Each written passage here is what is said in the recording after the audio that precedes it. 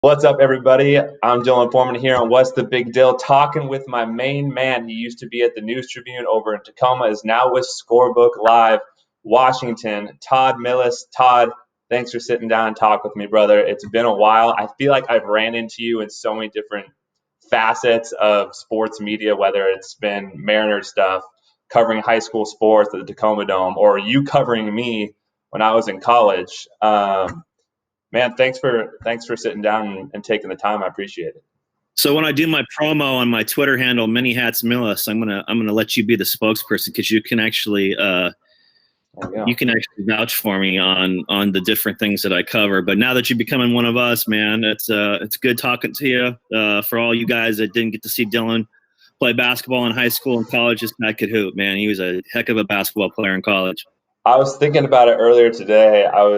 I remembered the title, because you always did a little cover story on a University of Puget Sound athlete or a Pacific Lutheran University athlete before that kind of crosstown rivalry game.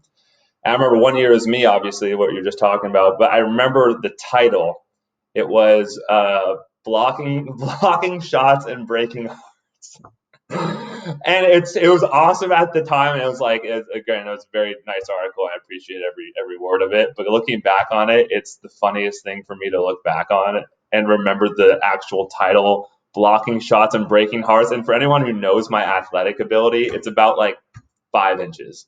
Like that is how much I get off the ground. So for you to say like blocking shots and breaking hearts just cracks me up.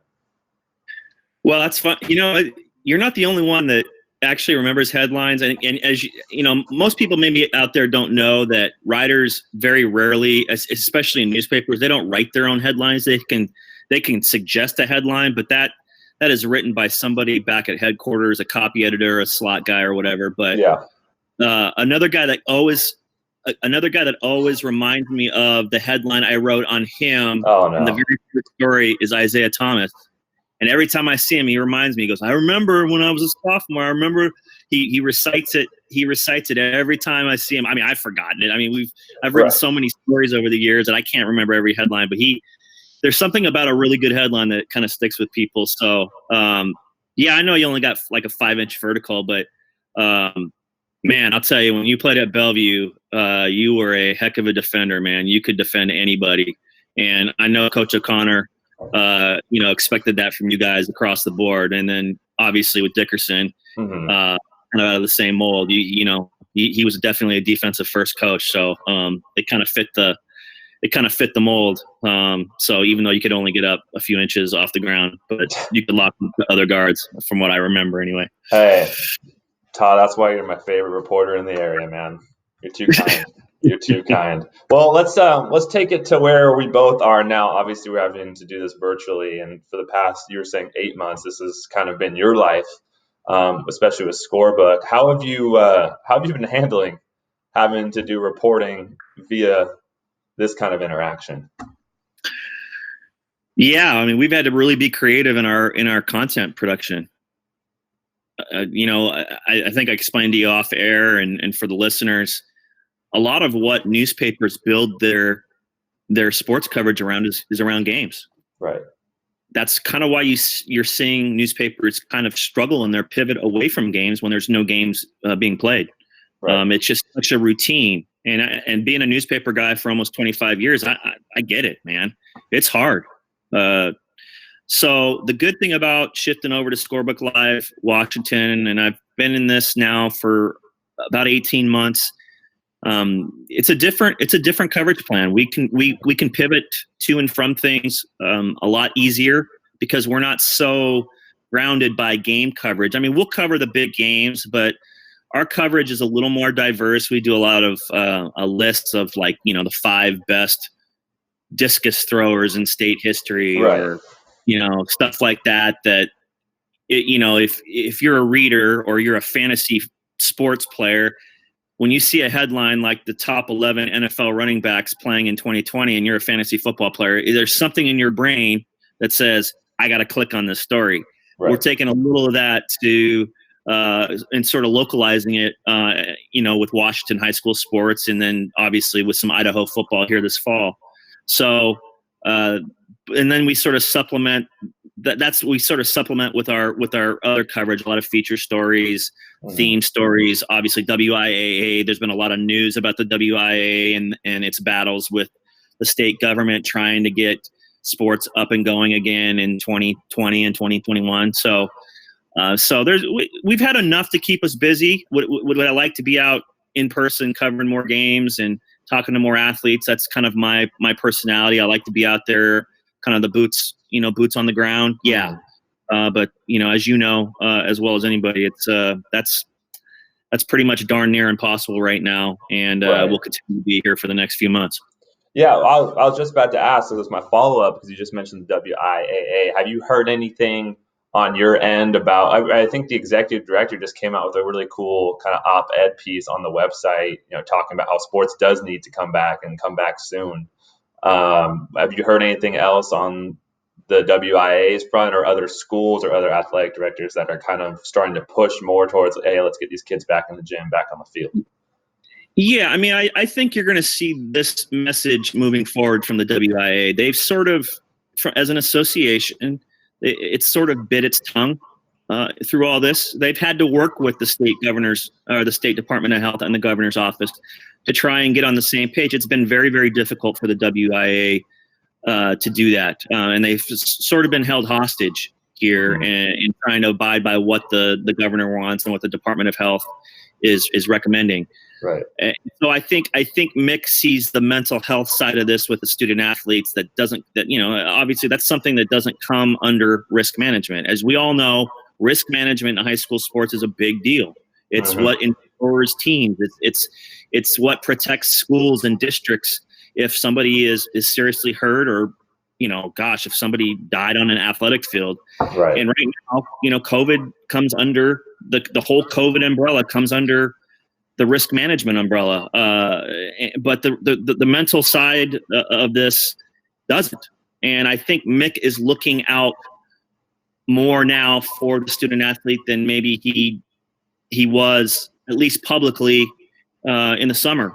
So you're going to see more pointed messages like this from the WIAA, putting pressure on the government, the state government, and the governor's office to say, hey, this is sort of a teeter-totter. This isn't just a COVID issue. It's a COVID issue measured up against a mental health issue, with student athletes. And like I said, Mick is going to be, I think, that this is just the first salvo that you see from the WIA. I expect that to continue over the next few months to see if we can get some of the guidelines loosened and getting back to playing sports here sometime in February or March. Right. And I mean, I can't speak as to what your favorite winter sport is or favorite sport to cover, but I know a lot of people, especially in this area. I mean, basketball is such a big part of what we all look forward to, especially high school. I mean, high school basketball, along with football too, but it's something that sports media looks forward to. More of the state's kind of ingrained in what's going on in the high school sports scene for basketball, especially on the boys' side, but the girls now with a surge with a lot of D1 talent. Maybe you're saying get to see them in February and March. If you had to guess. I mean, as you know, there's been a lot of prognostications on when we're going to hit the apex of this COVID case surge. Right. I've heard inauguration. That's where we might see that. I've seen something even projecting later than that. So it's all, it's a lot of it's going to come down to when we start seeing this sort of trending down. Now, is February might be a little aggressive. Mm-hmm. It might be closer to March, to be honest with you. And obviously that squeezes an already abbreviated season even more. But again, I think at this point, even with no state tournaments on the horizon, I think student athletes just want some sort of semblance of a basketball season or a football season. You're right. I mean, I love watching Metro basketball, but let's keep in mind in Eastern Washington, a lot of the livelihoods of these small communities is what happens on Fridays with football and basketball. Yeah. And for the fact that they've gone nearly a year without that, I mean, you can only imagine the harm, the damage it's done to lacrosse, or Washtenaw, or Dusty, or Colfax, some of those towns over there. I mean, I know it's hard just being in Tacoma and not being able to go up and watch Lincoln play basketball, or watch, Wilson play basketball, or those people playing football. I can't even imagine what it's like being in Eastern Washington when a whole town sort of revolves around all those things. Right. Well, I'm glad you mentioned these small towns because, I mean, if you look at your past stuff that you've written, especially for the last couple of years, especially with Scorebook, I feel like you really have found a really awesome niche covering 1A, 1B, a little 2A stuff, small school superstars, is what I like to call them. I mean, you see that with Talia Van Olhoffen going to OSU. I mean, small school girl. Haley Van Lith, small school girl. Do you enjoy more covering those kind of athletes, or at least they don't even have to be superstar stats? Do you enjoy covering the small school stuff more so than the Metro or Kinko football or what have you? I mean, it's different. Yeah. I mean, I went to Yakima last year for the 2A, 1A tournament. You mentioned Haley Van Lith. I got to watch her final game, and it didn't end the way she wanted it to. They lost in the championship game to Linden Christian. There's a lot of good talent. There's a lot of good basketball being played in 2A, 1A. Definitely. Last year in girls basketball, even 2B at Liberty Espangal. But I hadn't been in Yakima to cover a tournament in the Sun Dome in 20 years. And oddly enough, the last time I was in the Sun Dome, I was a pretty young reporter at the Tacoma News Tribune. Mm-hmm. And I went over and watched Luke Ridnour's last game. And lo and behold, the first person I bump into when I show up Friday in the Yakima Sun Dome is Luke Ridnour. His children are in the Linden Christian School District.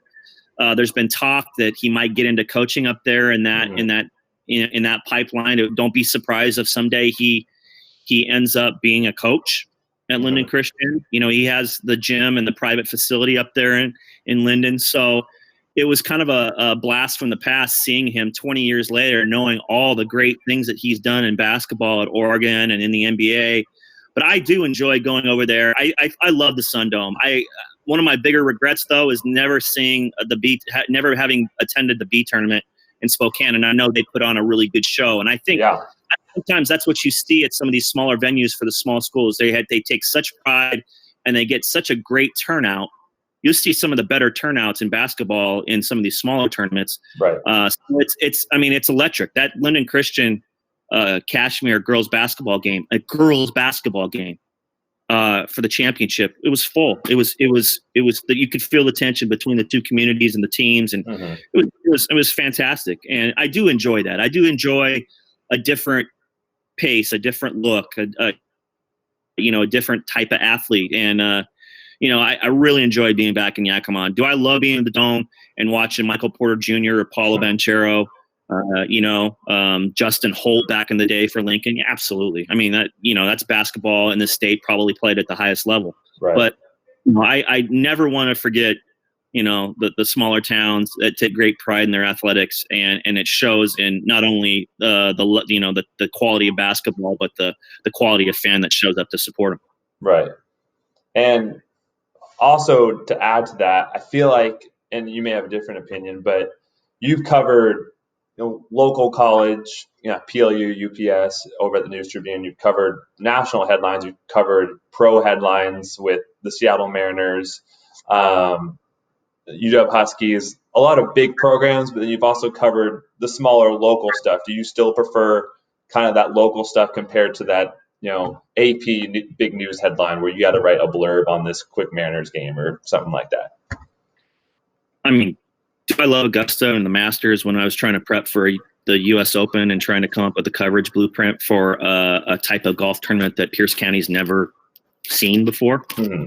Absolutely. I mean, you don't get those opportunities very often as a sports writer to see great things, Super Bowls, things like that. But I tell people like this all the time, Mr. PLU Lute, one of my favorite all-time experiences as a sports writer is covering the national championship game that the Lutes won in Division III back in the late 90s. Going to San Antonio and watching them beat Trinity, going to the Stag Bowl in colonial Christmas, Virginia, and watching them beat Rowan with arguably, if not the biggest, one of the most legendary small college football coaches to ever live in Frosty Westering. I mean, that you just don't get to experience that every day with that kind of quality and that kind of personality.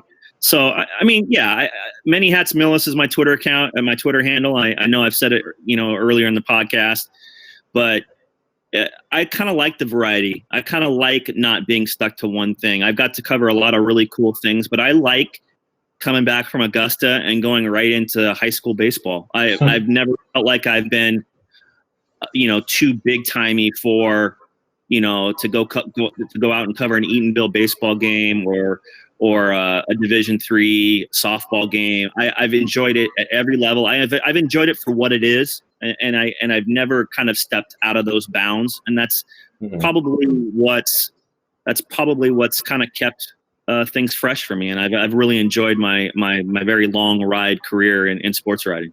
Well, how many cars have you gone through in your career? I'm just curious. Now that I'm thinking about how many trips you probably had to take up and down, east and west, I don't even want to know how many cars you had to go through. I crashed one. Another one I traded in, and now I have a 350Z, which doesn't get very much gas mileage. And now that I work at Scorebook Live and we're covering the state of Washington, I don't know where I'm going to be when we're back being normal in high school sports, right? Where I'm going to be on a Friday night. It could be up in the Metro League. It could be down in Vancouver. It could be in Eastern Washington. So I had to get new tires. Maybe you should ask me how many sets of tires I've had to buy over the years. It's been a lot. But you know what? I went to Washington State and living in Tacoma, and I've, back when I was in college, I didn't have a radio in my car, so I made a lot of 5.5 hour drives from Pullman to Tacoma, just kind of thinking in silence. I like driving. I like long trips. I don't mind jumping in the car and going to Royal City on, for a day trip just to find out what's going on with Royal City football, right? And then coming back. It's part of the adventure, and that's kind of what I like. Well, I think it's pretty refreshing for you to say that about a very long and storied career, I might add. And there's definitely a lot of highs in there. Take me through kind of the wave that you specifically have been through in this industry as a sports reporter, specifically and more dominantly for print. Obviously, you were with the News Tribune for, what was it, 20 plus years? Correct. Yeah, and then you had to make the transition. I mean, you still did stuff on the side for bigger news outlets like AP, but the Associated Press, and now you're with Scorebook. What are the kind of highs and lows for you being in this industry and having to deal with the changes of print journalism? Yeah, I mean, this is different. This is being sort of grounded in newspaper coverage for 24 years, and knowing a certain way, and more importantly, having a really stern deadline. It had its checks and balances. It had its good and bad. But I mean, that's just the letter of the law. Believe me, there are a lot better writers out there in the world, and there are a lot of better people that probably understand sports across the board. But the biggest thing is, can you do it with a stopwatch going off in your head? Because if you can't make a deadline in this industry, especially with newspapers, it's just not going to work out. Right. And I've been able to write stories for a deadline when the game is still going on, kind of guessing and coming up with a story that makes a little bit of sense. Or if a game gets over, I have got 5 minutes to get the story in. I have a knack of being able to do those kinds of things under pressure pretty well. And not everybody can do that. And that's probably why I've had a long career in newspapers. Now, shifting over to a website and a startup where it's a lot more multimedia based. I don't listen to podcasts. It's so the irony of me being on a podcast and having a weekly podcast with Scorebook Live is duly noted. But I'm beginning to realize, when I'm out in the communities of which I cover, and somebody comes up to me and goes, "Yeah, I listened to your podcast last week," and I'm like, "Really? Why would you listen to us talk?" And for some reason, I just don't. I'm a writer. People tell me, I want people to read and be entertained by what I write, and know that I'm very big in the checks and balances of covering a community like Tacoma and Pierce County. So for somebody to come up and say, hey, I listened to your podcast, or hey, I saw you guys on Facebook Live, and I'm just like, why? That's just the way the world's changed, and I'm okay with that. But it's just taken a guy. I'm 49 now. It's taken me a little bit longer to run that race than my colleague Andy Bueller, who's half my age and has basically grown up in college knowing the multimedia landscape. And it's right. I've been a little slower lead to embrace that. Is there anything you do like about the kind of multimedia, video, audio aspects of what you've gotten to do at Scorebook so far? I mean, there's got to be a couple of things that are like, wow, it's kind of nice. I don't have to like jot down every little detail. I can just quickly explain it without having to check it. Yeah, I mean, it just sort of lets me freewheel, and I kind of like that. I like, listen, I work with two really good people in Dan Dickow, the former Gonzaga point guard, was in the NBA, and then Andy Bueller, who was with the Vancouver Columbian. He's a fantastic colleague. He kind of hosts our podcast. It's kind of fun to freewheel and clown a little bit. I can kind of go with the flow on that. But again, I'm an old newspaper guy. I carry a notebook. I carry a notepad with me. I'm used to taking stats. It's tough going to a football game with Andy, and he doesn't take a stat. I mean, I've taken a stat, my own stats for 25 years. I have my own system, and so we do things very, very differently. But maybe that's why we work out so well. Is I'm a little more old school in the way I look at things and the way I package things and whatnot. And he's very multimedia savvy. Right. He edits podcasts all the time. He edits video. He's really, really good at that. And someday I'll have to kidnap him and we'll go on a retreat somewhere and he can teach me all the tricks of the trade so I don't get buried by the next generation. But no, it's been fine. It's been fine. It's part of the job. And so I've had to do it, but I'm still a writer at heart. And like I said, I like to be out there in the community and just talk to people and be an old kind of sleuth journalist and kind of find out the good stories that are happening in each community. Well, hey man, if you're almost turning 50, you look pretty good for almost turning 50. I don't really see gray hair on this webcam. I don't know if that just means you're hiding it, or you got it colored. But for almost being 50 and being in print journalism, you don't look too shabby. Yeah, that's a good point. That's a good point, Dylan. I probably should have more gray hair. I have enough gray hair to say, hey, I'm a journalist, but I guess I should thank my parents for the good genes. I know someday it'll all catch up to me and I'll look my age, but yeah, I've kind of stayed enough this far. So yeah. Well, it also sounds like you and Andy Bueller are kind of a really good yin and yang together. So I think in terms of going forward with Scorebook, looks like you got a good partner in crime to kind of help you wade the waters of the new generation and all the new tech that you got to get used to. Well, let me make this point. As an old guy who's been through a few wars in sports writing, it's good to be able to go to a colleague and know where. I mean, this guy's going to go places.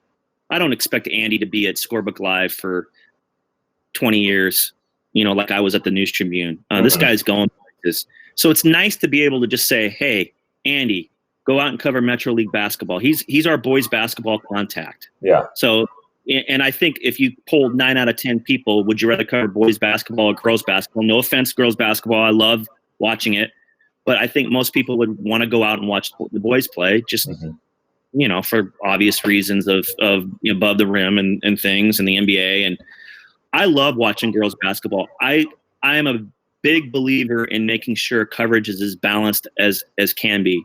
And I know it's never going to be 50-50 between boys sports and girls sports, but that is something that's been ingrained in me at a very early age as a journalist. It's very, very important to me. And I feel like being a girls basketball point of contact for Scorebook Live, I feel like I'm giving them the best representative for their sport imaginable. No offense to Andy, because he does a great job with boys basketball, but I can kind of lend my expertise to the girls game Mm-hmm. Plus, I have perspective. I know how, as you know this too, you know how far the girls' game has come in 5 years. It's amazing, leaps and bounds, the quality of girls basketball you see on a nightly basis. And I'm just excited for the future of girls basketball as the sport continues to grow. Well, I'm glad you said that, because I've been thinking that exact thought for the last 2 years, especially now being kind of the coaching realm. It probably was slowly increasing with how it was covered, and then there was this huge jump. Okay, I think part of it is the talent that we started to kind of churn out year in, year out with metro programs and Eastern Washington programs and small school programs. All three of those bases were covered, and so much talent. The increase of AAU basketball, for one, has created a great kind of outlet. National media attention, things like overtime, women's basketball, and coverage like that, it's been insane. And so they've created these stars, right? We talk about Haley Van Lith all the time, and for good reason. She was the best guard coming out in her class, and now people have kind of followed suit. You saw Garfield with a couple D1 players, Metro producing a fistful of them. And I think you're right. I think people like you, giving that balanced coverage to something that normally hasn't been balanced in the past, as all those factors kind of factor into the rise and popularity of girls basketball.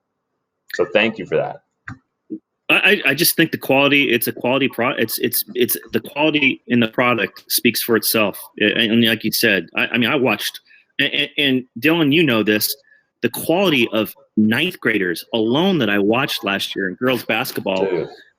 I mean, I could tell you 10 or 12 ninth graders that I'm really excited about to watch for the next 3 years, led by a young lady at Eastside Catholic. Her name is Malia Samuels. Yeah. Her father is Sean Samuels, who's a DJ for the Seahawks and on Cube. And she's it's like watching a college point guard play. Yeah. And she's 14 years old. And it's been a joy to watch somebody who has a maturity in what she does. She's not hot dogging it. She plays basketball the right way. You understand what I mean by that. Mm-hmm. But there are a lot of ninth graders who just understand basketball. To that realization for me Andy goes, hey, do you want to switch up? No, I don't want to switch up. I want to watch this wave of talent come through. I was a little late to the Haley Van Lith game. To get to watch her senior year was a real treat. To watch Talia play her senior year at Chiawana. I mean, she's phenomenal. She's the best scorer of the basketball on all areas of the floor that I've seen in a long, long time. Yep. So yeah, it's been fun to watch the youth movement, and yet the improvement in quality with even some of these older players. And I'm not giving up girls basketball. Plus, it's easier to get a seat. So those are all things that are playing in my favor, man. Well, that's good. I mean, it's honestly really good to hear. Being someone who is also a fan of the women's game and coaches younger middle school girls, it's cool to see that people that have the ability to kind of get the names out there, get the sport out there, are doing so. One last thought, and again, I appreciate the time you've already spent talking to me about your career and all that stuff. If you had to go back to, you've talked about your favorite moment covering as a sports journalist, but what has been your favorite story that you've written that you feel made the most impact on others, or that you felt that when you wrote it, you're like, that's good. That's a great story that I get to tell. Oh man, you're putting me on the spot. I think I told you I probably up to past 2,000 bylines now. For me to remember, I'll just tell you this. I'm a Tacoma kid. I'm a military brat. I had two dads, both were in the military. I take great pride in the community in which I live. Mm-hmm. To be able to cover the biggest thing that's ever come to Pierce County and being the lead reporter for the U.S. Open in 2015, when you have 1,500 international media here, I mean, there's a lot of pressure. I don't have anxiety, but I had some anxious nights about getting out preview coverages and making sure that we had this nailed. But covering the 2015 U.S. Open is as rewarding an experience, especially when it was over, as I've ever had. I'll never forget covering the first U.S. Open to come to Chambers Bay, and hopefully the next one that comes to Chambers Bay. And I truly believe that we'll see another U.S. Open come here. Right. I'm going to be in my 70s, and I'm going to be walking with my dad or walking with my brother and drinking a beer and not having to deal with all the pressure of covering another U.S. Open. So, but to be the lead rider for the first one, that's pretty special. But there's a lot of other great things that I've been truly blessed to be able to cover at every level, professional, college, high school, community. I'm just, like I said, I'm just so blessed to be able to have people who trust me to tell their stories and tell it accurately. So I'll always forever be indebted to those type of people. And that was your Spieth one, right? Is that your Spieth one? My Spieth one? No, that was the year 2015 that you won the U.S. Open. That was, right? Yeah, and his caddy Michael Greller, who I've gotten to know, and we've become kind of friends in the business and whatnot. So it was that last 45 minutes of that tournament made the whole year's worth of worry worth it, man. It was great drama, and to have a quality guy like Jordan Spieth come through and win his first U.S. Open at your hometown golf course is pretty cool. That's awesome. Have you played Chambers Bay yet? I have not played it with the new greens, but I've probably played it, I don't know, 15 times. I've always seemed to be okay there, and I know kind of the bounces and stuff. Yeah, I mean, it's a challenge though. I mean, it's, you don't see links courses a whole lot outside Bandon and University Place along the West Coast, but right. And with your mom being as good a golfer as she is, and you coming from a golf family, I'm sure you can appreciate that level of golf course and how unique it is as well. Oh, still by far the most. It was torrential rain to start too. It's still the most fun course I've ever played. I only played it once. By far the most fun course I ever got to play. Best birthday present ever, for sure. Did you play with your mom? Did you play with my mom and one of my roommates from college and my brother. My brother pretty much threw his club by the second hole, but which was a present within itself. But no, man. Again, Todd Milles with Scorebook Live Washington has had a storied career in sports journalism. Tacoma native, has covered everything from Pacific Lutheran University to the Mariners to that 1A basketball team in Colfax that you may have never heard of. He's done everything in between. Todd, again, I appreciate the time, and hope you're staying safe, and hope that you still get your daily dose of sports media crack despite everything going on.